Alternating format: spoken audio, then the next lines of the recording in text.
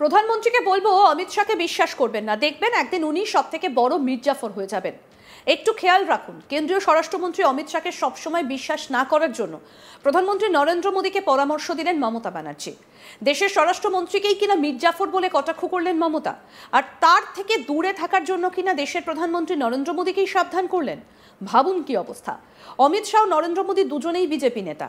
রাজনৈতিক বিশ্লেষকরা বলছেন তাদের একে অপরের বিরুদ্ধে নাকি উস্কাচ্ছেন মমতা, মানে ঘরের আগুন লাগানোর চেষ্টা করছেন বাংলার মুখ্যমন্ত্রী। বুধবার উত্তরবঙ্গ থেকে কলকাতায় ফেরেন মুখ্যমন্ত্রী মমতা ব্যানার্জি। কলকাতা বিমানবন্দরে নেমে সাংবাদিকদের মুখোমুখি হন। এরপরে কেন্দ্রীয় স্বরাষ্ট্রমন্ত্রীকে আক্রমণ করে বলেন, অনেক সরকার দেখেছি, এরকম অহংকারী স্বৈরাচারী সরকার দেখিনি।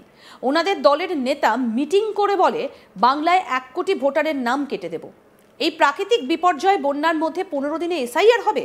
গোটাটাই অমিত শাহের খেলা। উনি অ্যাক্টিং প্রধানমন্ত্রীর কাজ করছেন, কিন্তু আমার ধারণা প্রধানমন্ত্রী সব জানেন।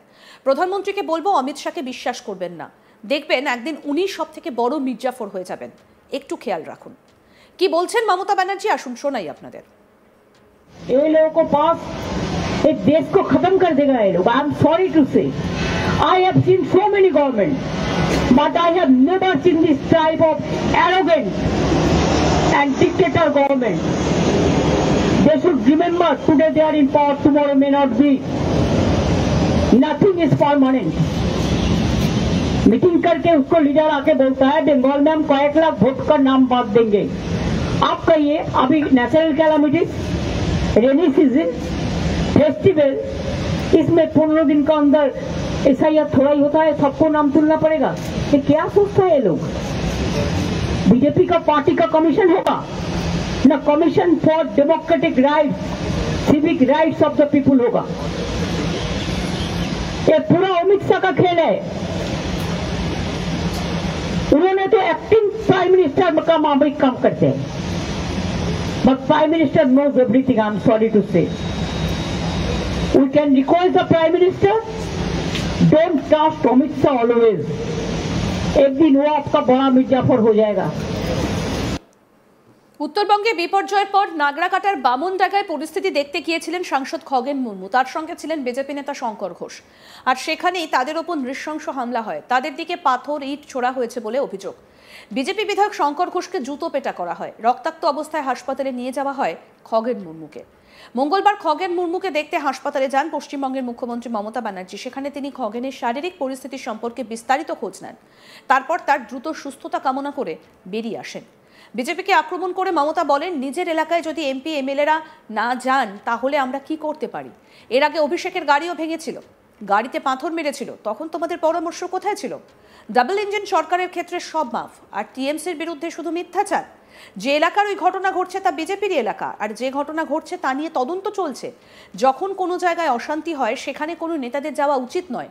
আমি অসহায় পরিবারগুলোর সঙ্গে দেখা করেছি, তাদের হাতে সাহায্য তুলে দিয়েছি, কিন্তু আমরা শান্তি রেখে কাজ করেছি। কি বললেন মমতা ব্যানার্জি, শুনবো। तुम्हारा एमपी अगर इलाके नहीं जाते हैं, अगर एमएलए नहीं जाते हैं, संबंध रखता है, तो इसमें के लिए हमारा क्या गलती है? अगर कुछ गलती हुआ तो law will take its own course. लेकिन ये क्या बात है, त्रिपुरा में तुम्हारा डबल इंजन गवर्नमेंट है, अभिषेक का गाड़ी भी पहले तोड़ा था, उसको गाड़ी में भी कितना पत्थर मारा था, तब तुम्हारा ज्ञान कहाँ था, एडवाइस कहाँ था? जब देवा सेन का गाड़ी अटैक किया था, सुष्मिता देव का गाड़ी अटैक किया था, मथुरा लीडर का गाड़ी अटैक किया था, एमपी लोगों को गाड़ी अटैक किया था, जर्नलिस्ट को गाड़ी अटैक किया था, तब क्या डबल इंजन के बारे में सब माफ? तृणमूल के बारे में झूठा बात कह के मदद तो नहीं करते, लेकिन जरूर वायलेंस को मदद करते हैं। पहले आप देखो, चैरिटी बिगिंस एट होम। आपका इंटरनल कुछ नहीं हुआ तो, because that area belongs to BJP, MP MLA and everything. देखिए, फ्लड में और कम्युनल टेंशन में किसी को गुस्सा होता है, ये इन्वेस्टिगेशन का भाग क्लियर हो जाएगा। इन्वेस्टिगेशन तो चल रहा है, अभी लोग क्या करेगा, रेस्क्यू करेगा? रेस्टोरेशन वर्क करेगा, रिलीफ करेगा, न एक एक लीडर जाएगा 40-50 कार्ड लेके, उसको पीछा में पुलिस दौड़ेगा, एडमिनिस्ट्रेशन दौड़ेगा। किसका प्रायोरिटी है? जब कोई कैलामिटीज होता है कोई लीडर को जाना नहीं चाहिए। I went there but not with this type of convoy, only 2-3 cars with me, and also I worked, I also met the family, I also distributed the check, लेकिन हम लोग शांति से काम लिया।